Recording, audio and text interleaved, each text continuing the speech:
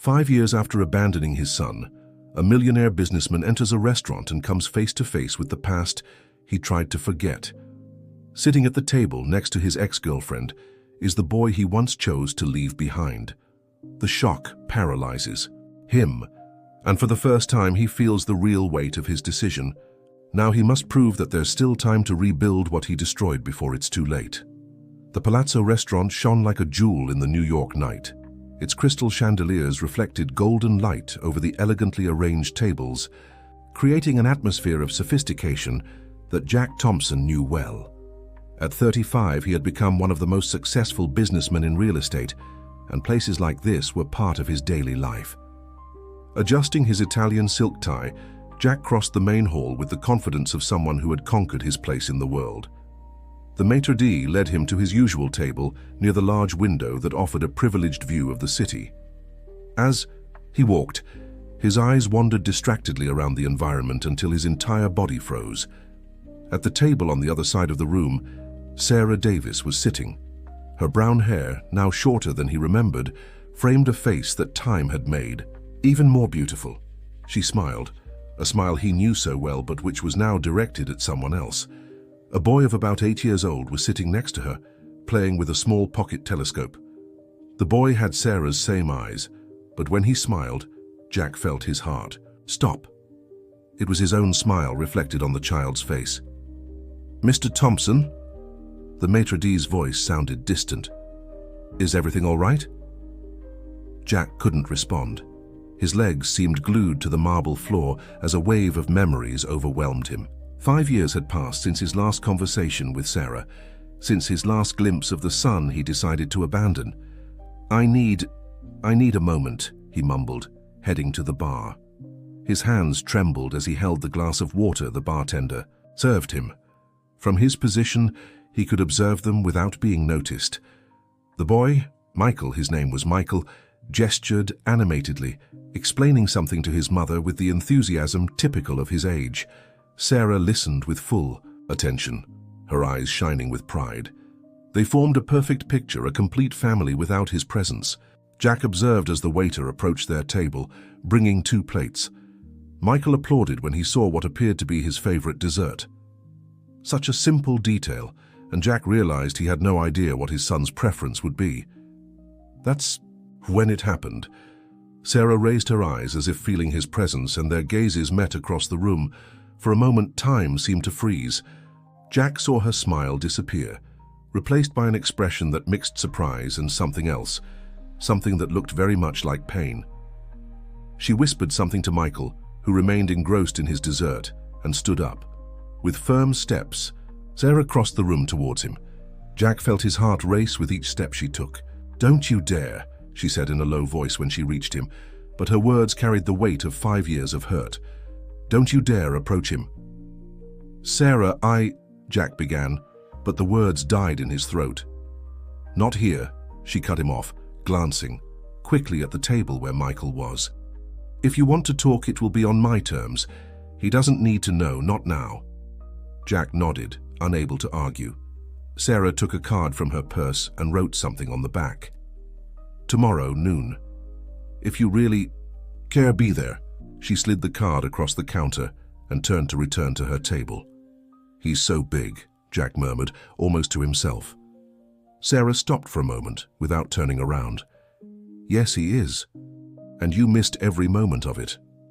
Jack watched as she returned to the table, resuming her conversation with Michael as if nothing had happened. The boy smiled at his mother, oblivious to the drama unfolding. Looking at the card in his hands, Jack saw the address of a cafe in Brooklyn. Tomorrow would be the day he faced the consequences of his choices. 5 years ago, he had chosen his ambition over his family. Now, seeing his son happy and grown, he began to question whether he had made the right choice. The maitre d' approached, again asking if he still wanted his table. Jack shook his head, leaving a generous tip at the bar. As he walked to the exit, he cast one last look at the table where his son was smiling, feeling the weight of 5 years of absence on his shoulders. The Rosewood Cafe occupied a restored brownstone in Brooklyn with its exposed brick walls and large windows that let in the midday light.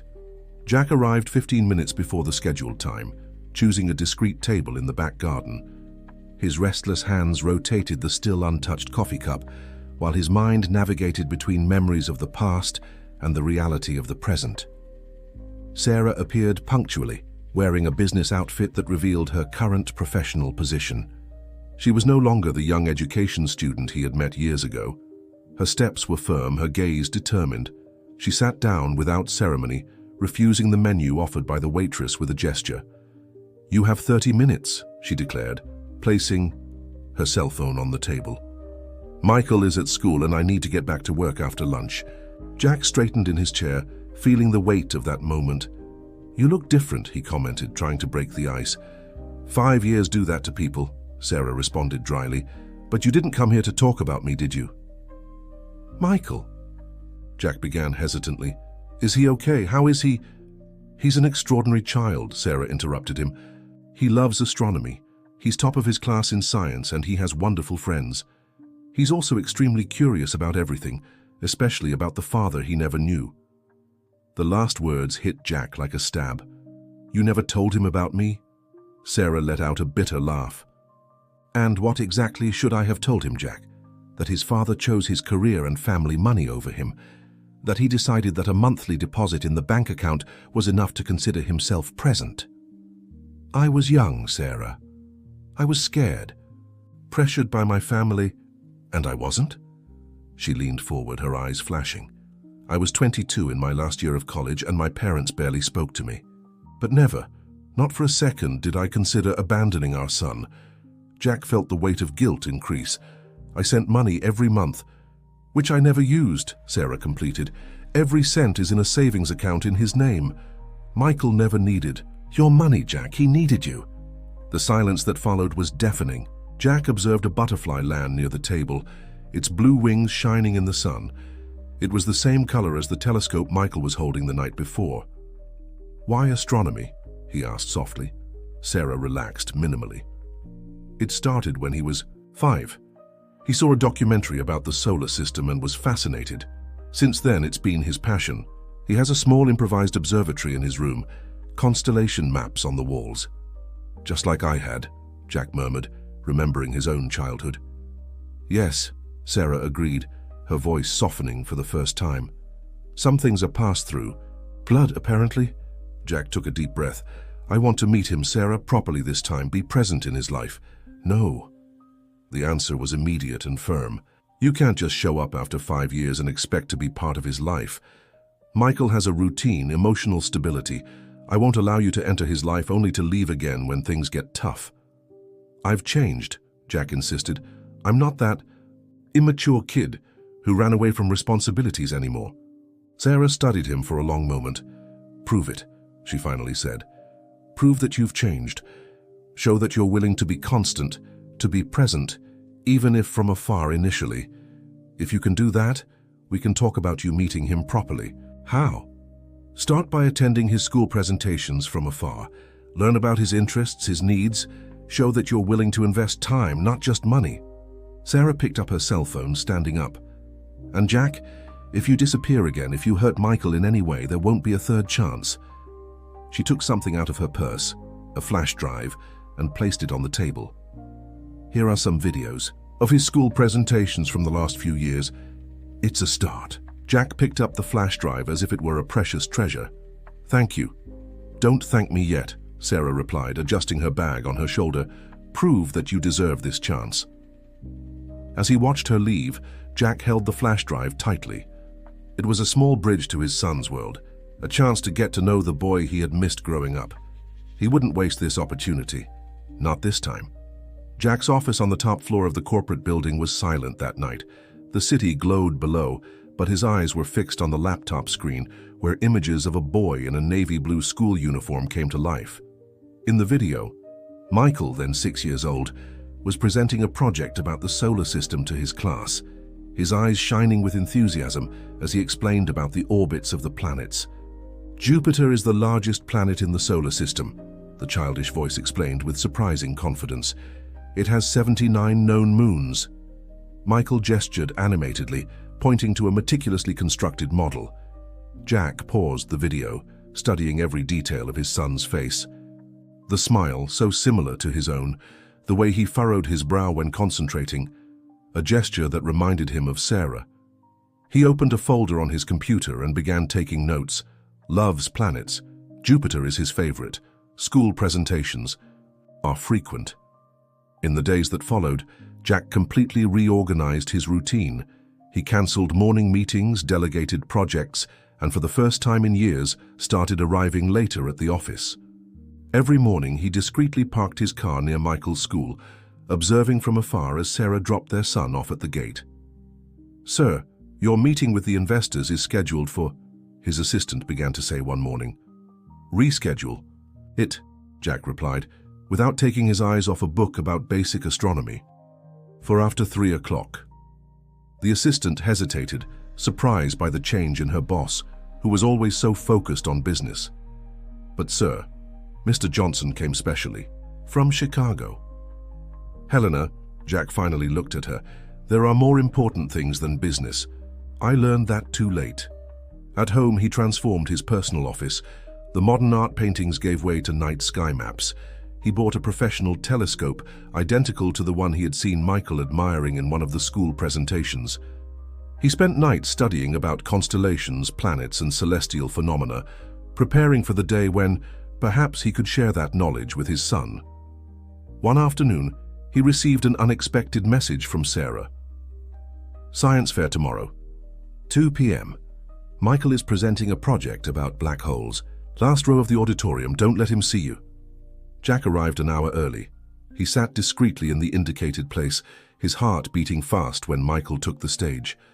The boy was more confident than ever, mastering the subject with a passion that made several adults present smile admiringly. "Black holes are like giant cosmic vacuum cleaners," Michael explained, his eyes shining. "But the most interesting thing is that they don't automatically suck everything around them. There's something called the event horizon." Jack drank in every word, proud and devastated at the same time. His son was brilliant, curious, passionate about knowledge, and he had missed precious years of this journey. After the presentation, while other parents congratulated their children, Jack remained seated, observing from afar as Sarah hugged Michael, clearly proud. The boy smiled, holding a first-place medal. That night he sent a message to Sarah. "He was amazing today. Thank you for allowing me to be there." The response was slow in coming, but finally arrived. "He has a presentation at the planetarium next month. It's a special project for his class. If you continue to keep your distance as agreed, you can come and watch." Jack smiled, feeling a glimmer of hope. It was a small step, but significant. On his desk, next to the new telescope, was a notebook, where he noted every detail he discovered about Michael, his school achievements, his interests, his little quirks observed from afar. "I need to be better," he murmured to himself, looking at a photo of Michael that he had frozen from one of the videos. "I need to be the father you deserve." The next morning, Jack did something he never imagined doing. He headed to his mother's house, the matriarch of the Thompson family, who years ago had pressured him to abandon Sarah and Michael. It was time to confront not only his past, but also those who had influenced him to make the wrong decisions. He parked the car at the Thompson mansion, took a deep breath, and got out. It was time to start correcting all his mistakes one by one, and that meant facing those who had made him choose the wrong path, even if it cost him his position in the family business. The Thompson mansion remained as imposing as ever, with its meticulously manicured gardens and the neoclassical architecture that impressed any visitor. Jack crossed the stone path leading to the main entrance, each step echoing memories of his privileged childhood. Martha, the housekeeper who had watched him grow up, opened the door with a surprised expression. "Mrs. Thompson is in the winter garden," she informed, without Jack needing to explain the reason for his visit. Martha always knew more than she let on.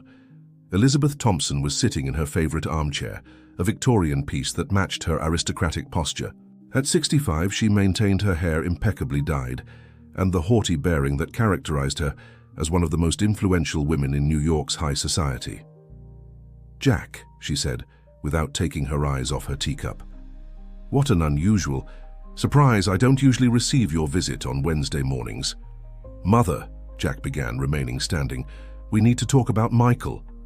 The cup met the saucer with a louder clink than necessary. There's nothing to discuss about that matter. He's your grandson. He's the son of that... Elizabeth paused, composing herself. That girl who almost ruined your future plans. Thank God you were sensible enough to follow my advice. Sensible? Jack let out a bitter laugh.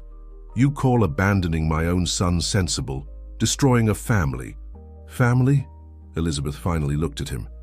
That girl got pregnant on purpose, Jack. She was an opportunist wanting a place in our society. Sarah never wanted our money, he retorted, his voice firm. So much so that she never used a cent of what I sent all these years. She saved it all for Michael. Elizabeth stood up, adjusting her designer blazer. What happened? Why are you digging up this story now? I saw him, Jack replied, his voice softening as he remembered his son. Michael. He's brilliant, Mum. Passionate about astronomy, just like I was at his age. First place in all science fair. Stop, Elizabeth raised her hand. I don't want to hear about... You're going to listen, Jack interrupted her, his voice echoing through the room. For years I followed your manipulations. I let you and Dad control my life with threats of losing my inheritance, my position in the company. I sacrificed my son for that. But it's over. What are you talking about? I'm taking control of my life, he declared. I'm going to get close to my son, build a relationship with him, and if that means giving up my position in Thompson Enterprises, so be it. Elizabeth paled.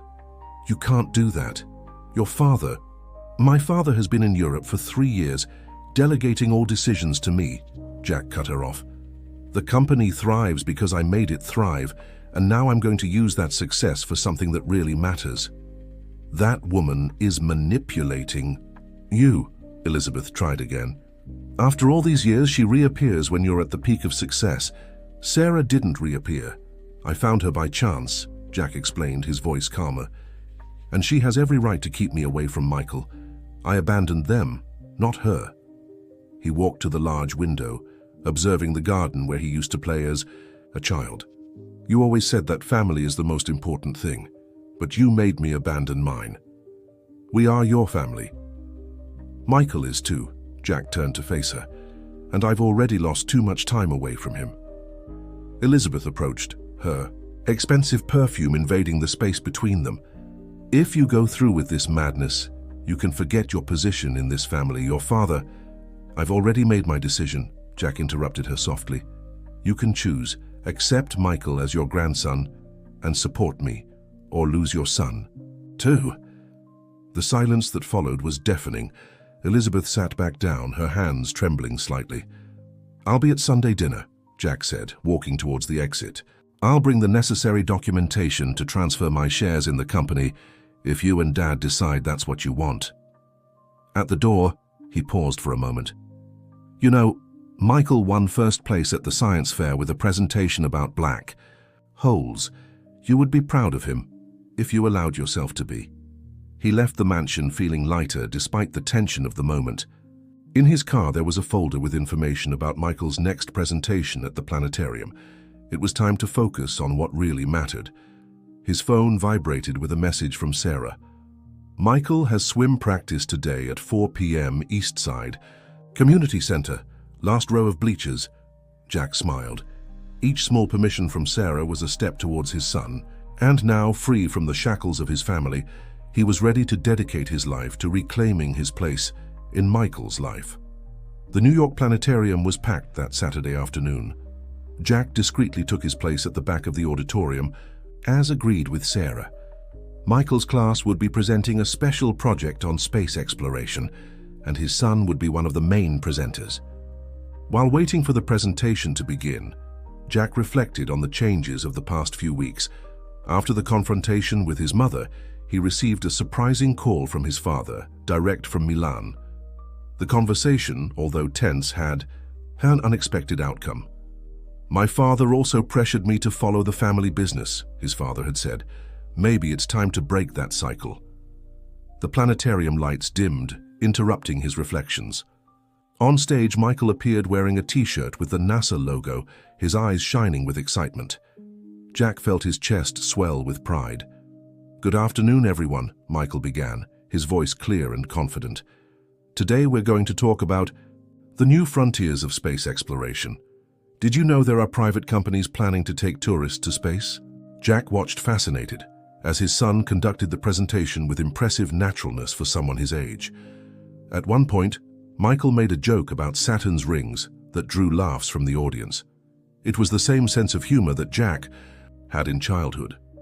After the presentation, while other parents approached to congratulate their children, Jack remained in his place, following the agreement. It was then that something unexpected happened. Michael, still on stage, looked directly in his direction. For a moment their eyes met. The boy slightly furrowed his brow, as if trying to solve a puzzle. Jack felt his heart race. It was the first time his son really noticed him. Sarah, noticing the moment, quickly approached Michael and whispered something in his ear. The boy nodded, turning his attention back to his colleagues who were calling him for a group photo. Later that same night, Jack received a message from Sarah. "He asked about you, said he's noticed your presence at school events." Jack replied with trembling fingers. "What did you tell him?" The response took a few minutes. "The truth. That you're someone who cares about him and is trying to be part of his life in the right way." 2 weeks passed. Jack maintained his routine of observing Michael from a distance, but now there was something different. The boy occasionally looked in his direction, sometimes even attempting a small wave. It was during a science fair in the park that everything changed. Michael was presenting an experiment on atmospheric pressure when a gust of wind knocked down part of his project. Without thinking, Jack got up from his place to help. "Thank you," Michael said, as they collected the scattered papers together.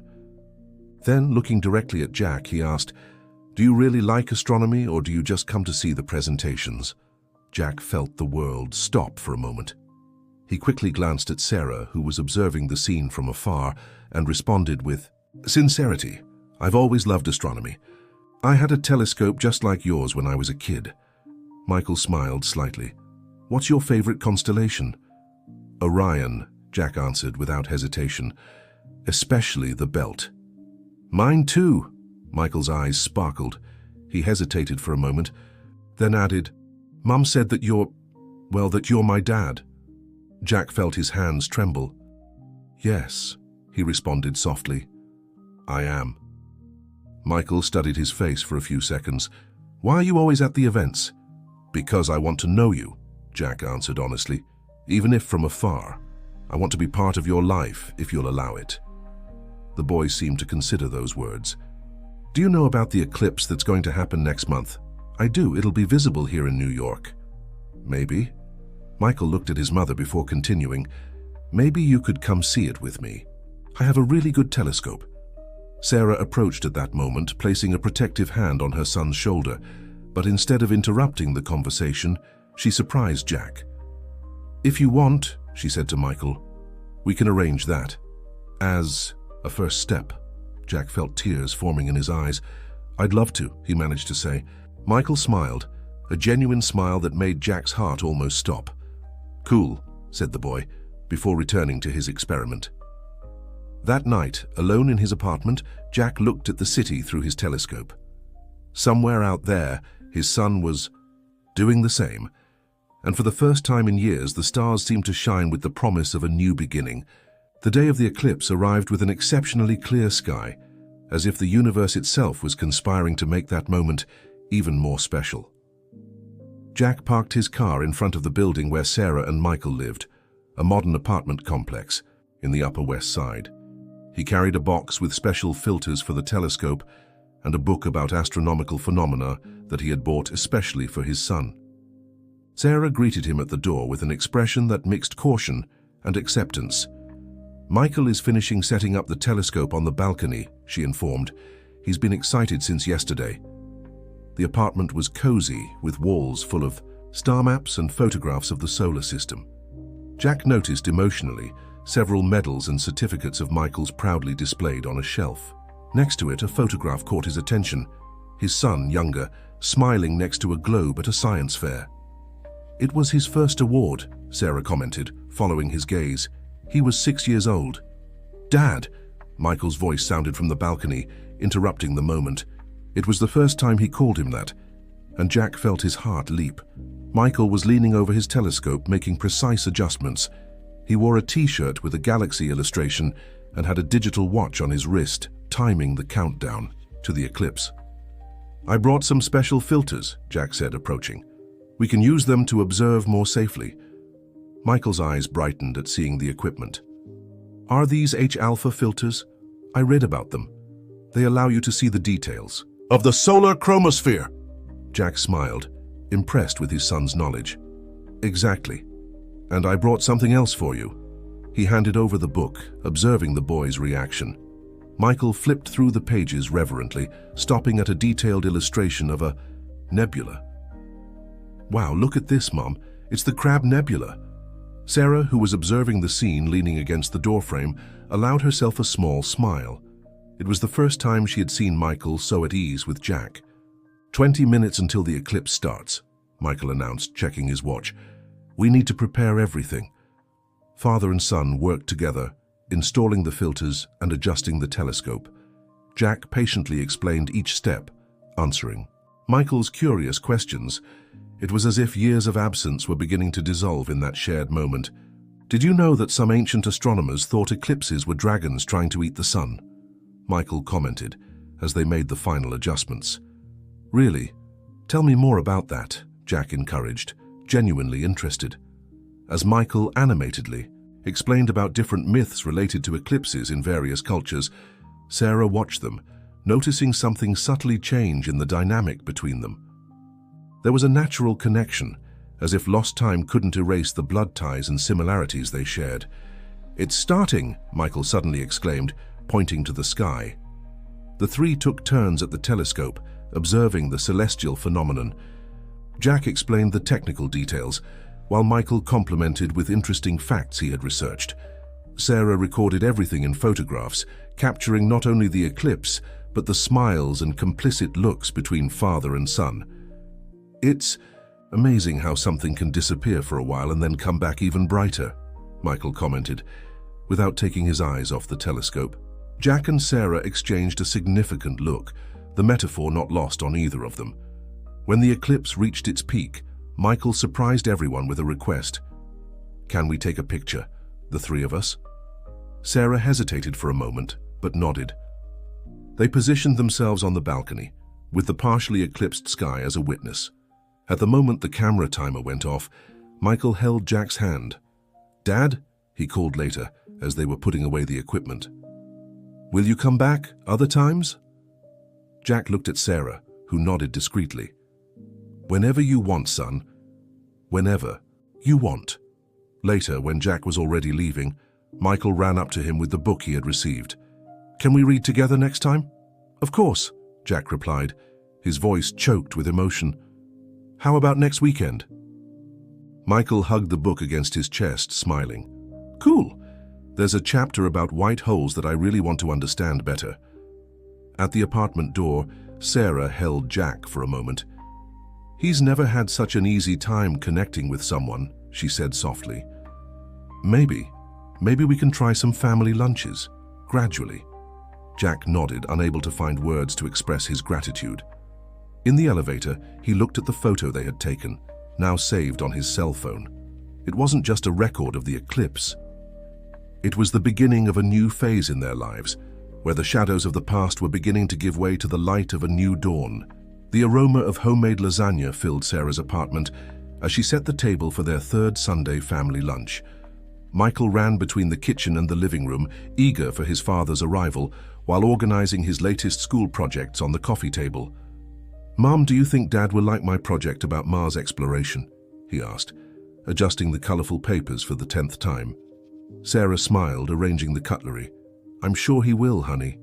Your dad loves your projects." The intercom buzzed, and Michael rushed to answer. "Dad, come up quick, I have a surprise." Jack arrived carrying a mysterious box that immediately captured his son's attention, but before revealing its contents, he approached Sarah, handing her a package of special coffee she had mentioned liking at their last meeting. "I found it at a new coffee shop near the office," he explained, noticing her surprised look at him, remembering such a specific detail. Thank you, Sarah responded, a small smile forming on her lips.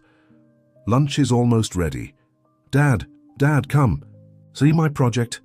Michael pulled Jack by the hand, barely giving him time to take off his blazer. It's about space colonization on Mars. Did you know they're developing special greenhouses to grow food there?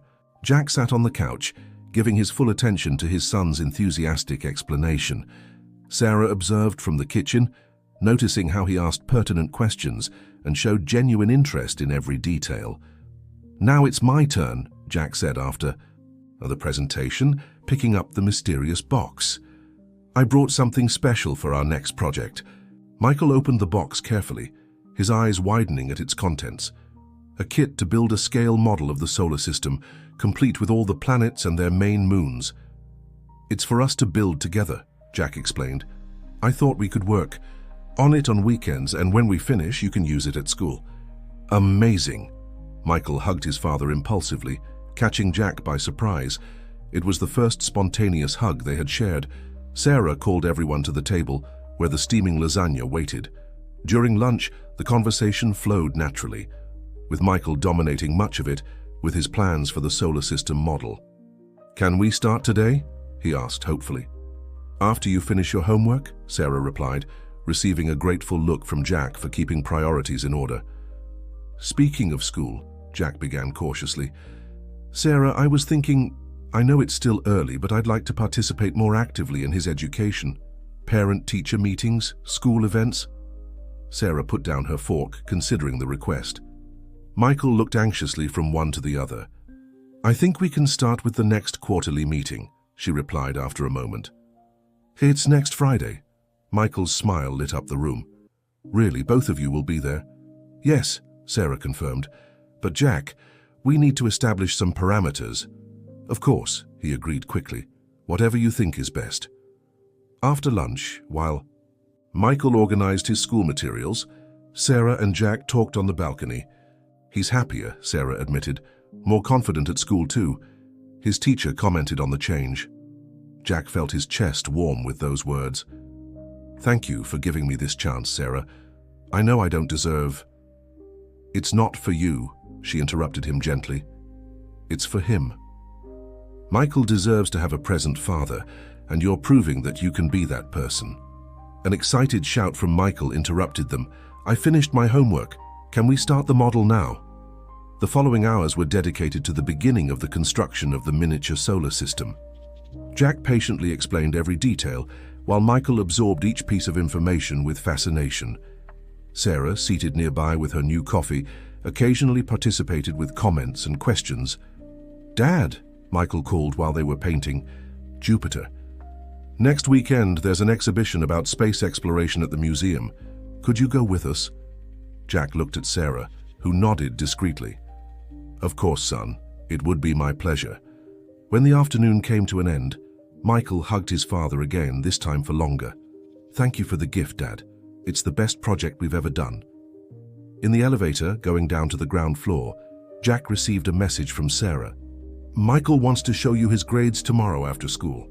3 p.m. at the cafe near his school. I'll be there, he replied immediately, realizing that each small shared moment was a brick in the construction of something bigger, something he had almost lost forever. In his car, he looked at the apartment one last time. On the balcony, Michael waved energetically, while Sarah smiled softly beside him. It was an image he would cherish forever, his family slowly reconnecting, building bridges over the chasm he himself had created years ago. The parent-teacher meeting at Oakwood Elementary was scheduled for 7 o'clock. Jack arrived half an hour early, finding Sarah already waiting in the school courtyard. She wore an elegant business outfit, her hair tied in a casual bun that gave her a professional yet relaxed air. Nervous? She asked, noticing how he repeatedly adjusted his tie. A little, he admitted. It's my first parent-teacher meeting. I want to do everything right. Just be yourself, Sarah advised. The you of now, not the you from 5 years ago. Ms. Anderson welcomed them into her classroom with a warm smile. The walls were decorated with students' work, and Jack immediately identified Michael's Mars project, occupying a prominent place. Michael is an exceptional student, Ms. Anderson began. opening a folder with evaluations. His passion for science is contagious, and he has a natural capacity for leadership in group work. Jack drank in every word, proud. Sarah smiled discreetly, observing the barely contained emotion on her ex-partner's face. However, the teacher continued, I've noticed some recent changes in his behavior. He's more participative, more confident. And I confess I was curious about the reason. Jack came back into his life, Sarah explained simply. It's been a gradual process. Ms. Anderson nodded understandingly. That explains the new sparkle in his eyes when he talks about the solar system project you're building together. The May. Meeting continued with discussions about Michael's academic performance and his future projects. At the end, Ms. Anderson made an unexpected invitation. We're organizing a career fair next month. Parents are invited to talk about their professions. Jack, considering your knowledge in business and Michael's interest in science, perhaps you could talk about how technology has revolutionized the real estate market. Jack looked at Sarah, seeking approval. She nodded slightly. It would be an honor, he replied. Leaving the school, they walked together to the parking lot. The night air was pleasant, and the conversation flowed naturally between them. You did well, Sarah commented. Michael will be happy to know you'll be speaking at the fair. Sarah, Jack stopped suddenly. I need to tell you something. I officially broke ties with my family. She looked at him, surprised. What do you mean? I transferred my shares in the company to a new independent venture. I can't change the past, but I can build something new, something of my own. Something that one day maybe I can leave for Michael. Sarah studied his face for a moment. Your mother must have been furious. She was, he gave a sad smile. But for the first time in my life, I don't care about her approval. I only care about my son's approval, Kaz, and yours. The moment was interrupted by Sarah's cell phone ringing. It was Michael. Mom, how was the meeting? Was Dad there? Did Ms. Anderson show my project? Sarah put the phone on speaker, allowing Jack to participate in the conversation. I'm here, son, he answered.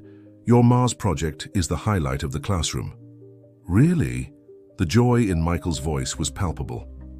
Dad, I finished the research on Jupiter's moons. Can we continue the solar system model on Saturday? Of course we can. And I have a surprise to tell you too. After hanging up, Sarah looked at Jack with a different expression. You really have changed. I had a good reason to, he replied. Two, actually. The comment hung in the air between them, loaded with unspoken meanings. Sarah broke the moment, checking her watch. I need to go. Michael is with my mother, and she has that habit of letting him eat sweets before dinner. Sarah, Jack called when she was already walking away. Thank you. For everything. She smiled, a genuine smile that reminded him of the times when they were young and in love. Don't mess it up this time. On the way home, Jack made a detour to his new office. The space was still under renovation, but he could already see the potential. On one of the walls, he had hung the first drawing Michael had given him, a sketch of the solar system with a special dedication to the best dad in the universe. He sat at his desk, looking out the window at the illuminated city. His phone vibrated with a message from Michael, a photo of the progress on the Jupiter model with the caption, "Can't wait to finish it on Saturday." Jack smiled, feeling a peace that money and business success had never provided him. He was finally on the right path, building something truly valuable, a real relationship with his son, and who knows, a new chance with the family he had almost lost. The auditorium of Oakwood Elementary was decorated with colorful banners and posters about different professions for the career fair. Jack adjusted the projector for his presentation while observing Michael running back and forth, helping organize the event with his classmates. Nervous? Sarah's voice surprised him. She was holding 2 cups of coffee, extending one in his direction. A little, he admitted, accepting the coffee. It's different from corporate presentations. Here, the most important audience is your son, she completed, smiling slightly. The fair began with presentations from other parents, a doctor, an architect, a chef. Michael sat in the front row between Sarah and his classmates, his eyes shining with pride when Ms. Anderson announced, "And now, to talk about innovation in the real estate market and how technology is changing the future of business, we welcome Mr. Jack Thompson. Jack went up on stage, but before starting his presentation, he did something unexpected. He took off his tie and blazer. Before talking about business, he began, I want to tell a story about choices. When I was your age, I was passionate about astronomy. I spent nights observing the stars, dreaming of being an astronomer. Michael's eyes widened. Sarah leaned slightly forward, surprised by the direction of the presentation. But I put that dream aside because other people thought it wasn't a practical choice. I followed a path that others had laid out for me, and for a long time I thought success was measured only by numbers in a bank account. Jack paused, his eyes meeting Michael's. I learned the hard way that I was wrong. Real success is waking up every day doing something you love, alongside people you love. It's having the courage to recognize your mistakes and work to correct them. The presentation continued, blending technology and innovation with lessons about authenticity and courage to follow your own dreams. When it ended, he received an enthusiastic round of applause. Michael was the first to stand up, his face radiant with admiration. After the fair, while helping to organize the auditorium, Michael couldn't stop talking about the presentation. Why did you never tell me you wanted to be an astronomer? He asked, collecting some flyers. Maybe because it was too painful to remember the dreams I abandoned, Jack answered honestly. Hey, it's not too late, Michael said with the simplicity of youth. You could study astronomy now, we could study together. Sarah, who was organizing some chairs nearby, couldn't contain a smile. It was then that Elizabeth Thompson, Jack's mother, entered the auditorium. Her high heels echoed on the wooden floor as she approached the group. So this is where my son has been spending so much time, she said, her eyes scanning the environment with a mix of curiosity and judgment.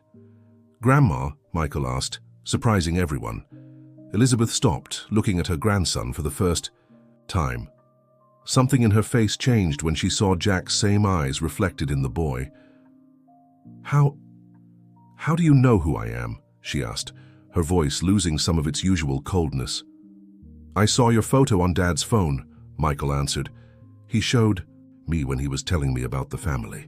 Sarah approached her son protectively, but before she could say anything, Michael continued. Dad, show her our solar system model. Grandma needs to see Jupiter. It turned out amazing. Michael's spontaneity caught Elizabeth off guard. She looked at her son, then at Sarah, and finally at her grandson, who smiled without any trace of the resentment that the adults carried. Michael, Sarah intervened softly, why don't you and Ms. Anderson go get the model from the science room? When Michael ran off excitedly with the teacher, the air became dense with unspoken words. I came to make peace, Elizabeth finally spoke, her voice softer than usual. Your father is ill, Jack. The world seemed to stop for a moment. Sarah instinctively took a step towards Jack, who had turned pale. He wants to meet his grandson, Elizabeth continued, and I want to meet my family. All of it. She looked directly at Sarah, years of prejudice and regret reflected in her eyes. Forgive me, she said simply. Both of you. Michael returned, at that moment, proudly carrying the solar system model with Ms. Anderson. His eyes shone as he showed every detail to his grandmother, oblivious to the emotional tension that hung in the air. Elizabeth knelt down even in her expensive dress to get a better look at her grandson's work. A solitary tear ran down her face as Michael animatedly explained how he and his dad had built each planet together. Sarah and Jack exchanged a significant look. They were facing a crucial moment where the past and the future met, and the choices they made now would define the path for all of them. 3 months after the career fair, Elizabeth Thompson's garden was transformed. Where once there were only expensive flowers and meticulously pruned topiaries, now a professional telescope pointed at the night sky. Michael, wearing a NASA sweatshirt, adjusted the equipment with the precision of an experienced astronomer, while his grandfather William observed from his wheelchair, a serene smile on his tired face. Jupiter's alignment is perfect today, Grandpa, Michael exclaimed. You can see the stripes on the surface super clearly.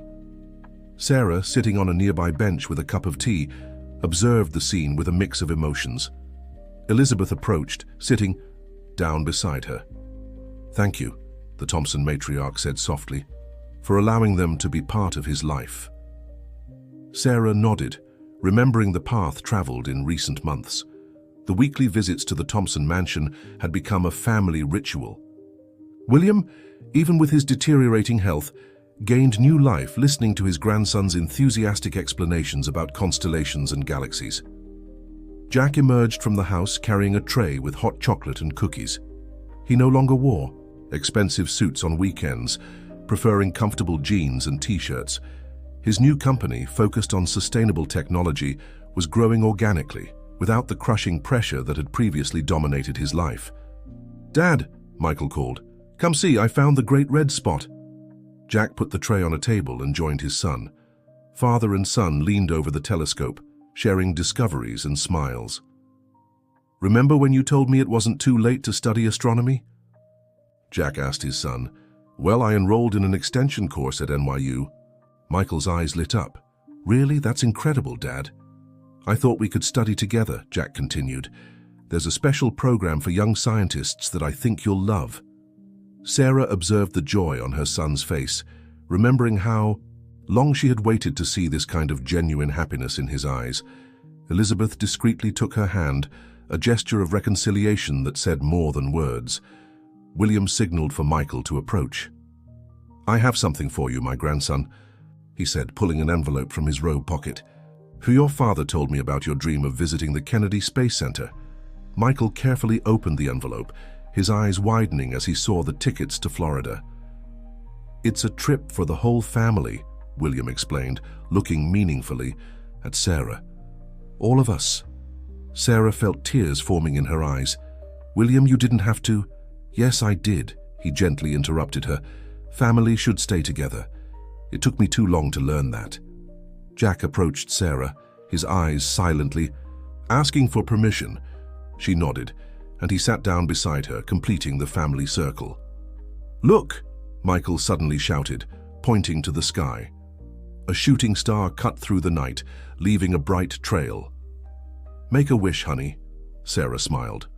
Michael closed his eyes for a moment, then looked at everyone around him. "I don't need to," he replied. "I already have everything I ever wanted." That night, as the stars shone above them, each family member reflected on the changes that had brought them to this point. Elizabeth, observing her son smile genuinely for the first time in years. William, finding peace in seeing his family finally united. Sarah, realizing that forgiveness could be as liberating as justice itself. And Jack, watching his son patiently explain the constellations to his grandparents, understood that sometimes you need to lose your way to find your true north. That family wasn't something inherited by blood or bought with money, but something built day by day with love, patience, and most importantly, right choices. "Dad," Michael called, interrupting his thoughts. "There's room for one more here, at the telescope." Jack joined his son, and together they observed the wonders of the universe. Sarah approached, spontaneously embracing them both. Elizabeth and William watched the scene, their hearts full of a joy they thought they had lost forever. The Thompson Garden, once a symbol of status and appearances, had transformed into an improvised observatory where a family rediscovered the meaning of unconditional love. And under the starry sky, they all understood that sometimes the greatest miracles don't happen in distant galaxies, but in the small moments shared with those we love. Michael was right. They didn't need to make wishes upon the shooting star. There, in that garden, with the telescope pointed at infinity and hearts, finally at peace, they had already built their own perfect universe.